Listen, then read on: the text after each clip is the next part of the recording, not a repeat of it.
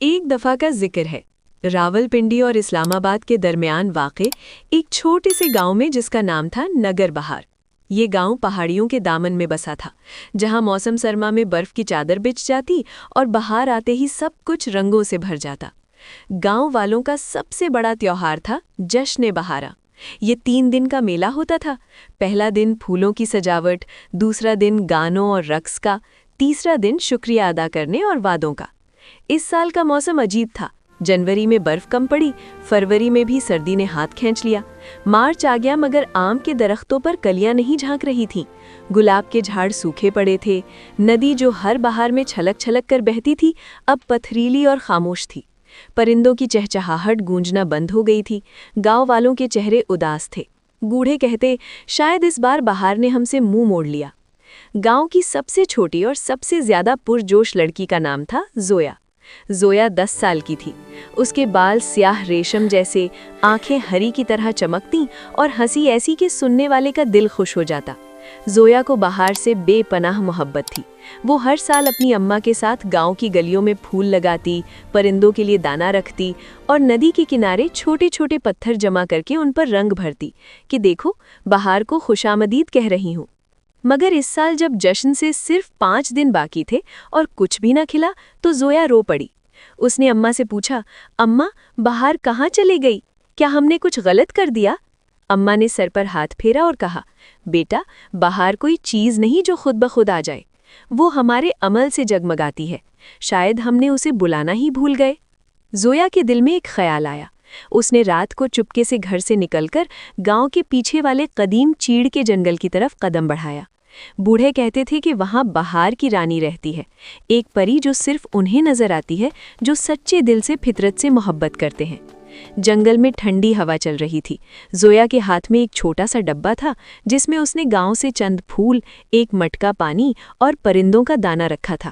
وہ ایک بڑے چیڑ کے درخت کے نیچے بیٹھ گئی اور بڑبڑائی، اے بہار کی رانی، اگر تم واقعی ہو تو سن لو، ہمارا گاؤں اداس ہے، پھول نہیں کھلتے، پرندے نہیں گاتے، ندی نہیں بہتی، ہم سب تمہیں بہت یاد کر رہے ہیں، براہ کرم واپس آ جاؤ۔ اچانک ہوا رکی، چیڑ کے پتوں سے ہلکی سی روشنی گرنے لگی، ایک ہلکی سی آواز آئی جیسے پھول کھلنے کی آہٹ ہو۔ سامنے ایک لڑکی نمودار ہوئی، اس کے کپڑے ہلکے گلابی اور سبز رنگ کے، بالوں میں چھوٹے چھوٹے پھول جڑے ہوئے اور ہاتھ میں ایک چمکتی ہوئی ٹوکری۔ میں بہار کی رانی ہوں، اس نے نرم آواز میں کہا، مگر میں اکیلی باہر نہیں لا سکتی، بہار تو سب کے دلوں کا مجموعہ ہے۔ زویا نے آنکھیں پھیلائیں، تو پھر یہ سب کیوں ہو رہا ہے؟ رانی نے جواب دیا، تم لوگوں نے مجھے بھلا دیا، پہلے تم درختوں کو پانی دیتے تھے، ندی کو صاف رکھتے تھے، پرندوں اور جانوروں کا خیال رکھتے تھے، اب تم صرف موبائل دیکھتے ہو، پلاسٹک ندی میں پھینک دیتے ہو، درخت کاٹتے ہو لکڑی کے لیے۔ جب تم نے دیکھ بھال چھوڑ دی تو میری طاقت کم ہو گئی۔ زویا کی آنکھوں میں آنسو آ گئے۔ تو کیا اب کچھ نہیں ہو سکتا؟ جشن تو کل پرسوں ہے۔ رانی مسکرائی، اب بھی وقت ہے، اگر تم سب مل کر ایک رات میں فطرت کی خدمت کرو، دل سے، بغیر کسی شکوے کے، تو میں واپس آ سکتی ہوں، مگر وعدہ کرو کہ یہ محبت صرف جشن تک محدود نہ رہے، ہر مہینے، ہر ہفتے فطرت کا خیال رکھو گے؟ زویا نے دونوں ہاتھ جوڑ کر وعدہ کیا، ہم سب مل کر کریں گے۔ وہ واپس گاؤں آئی، رات کے 2 بج رہے تھے، مگر زویا نے گھر گھر جا کر سب کو جگایا۔ پہلے تو لوگ ناراض ہوئے، مگر جب زویا نے آنسوؤں بھری آواز میں ساری بات بتائی تو سب کے دل پگھل گئے۔ صبح ہونے سے پہلے پورا گاؤں جاگ اٹھا۔ بوڑھے اور جوان مل کر ندی کے کنارے پلاسٹک اور کوڑا صاف کرنے لگے۔ بچوں نے پرندوں کے لیے دانہ اور پانی کے چھوٹے چھوٹے برتن رکھے، عورتوں نے درختوں کے نیچے پانی ڈالا، سوکھی شاخیں ہٹائیں، نوجوانوں نے گاؤں کے باہر نئی پودے لگائے۔ رات بھر محنت کی۔ جب فجر کی اذان ہوئی تو سب تھک کر بیٹھ گئے، مگر چہرے پر اطمینان تھا۔ اور پھر معجزہ ہوا۔ سورج نکلا تو آسمان پر ہلکی سی گلابی روشنی پھیل گئی، آم کے درختوں پر کلیاں ایک ساتھ کھلنے لگی، ندی کا پانی چمکنے لگا، پرندوں نے گانا شروع کر دیا، گلیوں میں خوشبو پھیل گئی۔ جشن بہاران کا پہلا دن آیا تو گاؤں جنت بن گیا تھا۔ ہر گلی پھولوں سے سجی، ہر گھر کے دروازے پر مالائیں، بچے رنگ برنگی پتنگ اڑاتے، बड़े गाते, रक्स करते। मगर सबसे खूबसूरत लम्हा ये था जब ज़ोया ने सबको जमा करके कहा, ये जश्न सिर्फ आज का नहीं, हमने वादा किया है कि हर माह एक दिन फितरत की खिदमत करेंगे, दरख्त लगाएंगे, नदी साफ रखेंगे, जानवरों का ख्याल रखेंगे।